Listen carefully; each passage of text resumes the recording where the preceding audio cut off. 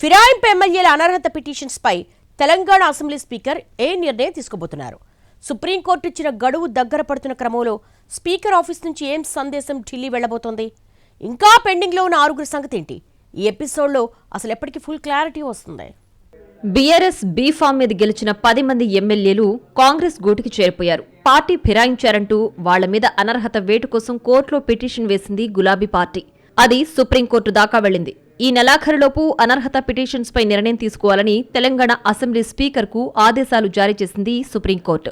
అయితే నెలాఖరు దగ్గరకొచ్చినా ఇప్పటి వరకు విచారణ కొనసాగుతూనే ఉంది. పార్టీ మారిన 10 మందిలో కాళీ యాదయ్య, ప్రకాష్ గౌడ్, గూడెం మహిపాల్ రెడ్డి, కృష్ణమోహన్ రెడ్డి విచారణ ముగిసింది. జడ్జిమెంట్ ని రిజర్వ్ చేశారు స్పీకర్ గడ్డం ప్రసాద్. అయితే మిగిలిన 6 ఎమ్మెల్యేల పరిస్థితి ఏంటన్నది ప్రస్తుతం క్వశ్చన్ మార్క్. సుప్రీంకోర్టు ఇచ్చిన గడువు దగ్గర పడుతున్న క్రమంలో ఏం చెప్పబోతున్నారన్నది ఆసక్తికరంగా మారింది. ఇంకా మిగిలి ఉన్న 6 ఎమ్మెల్యేల అనర్హత పిటిషన్లపై స్పీకర్ అతి త్వరలోనే విచారణ మొదలుపెట్టబోతున్నట్లు తెలిసింది.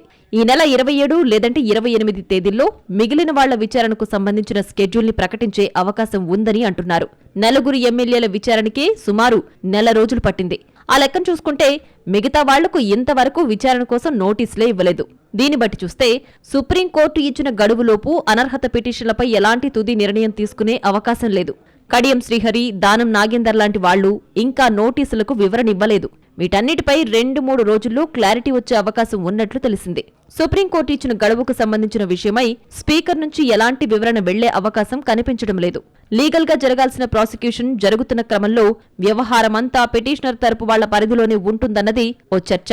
ఇలా అన్ని లెక్కలు బేరీజు వేసి పక్కాగా చూసుకుంటే జూబ్లీహిల్స్ ఉప ఎన్నికల తర్వాతనే అనర్హత పిటిషన్ల విషయంలో స్పీకర్ నిర్ణయంపై ఓ క్లారిటీ వచ్చే అవకాశం ఉందని అంటున్నారు.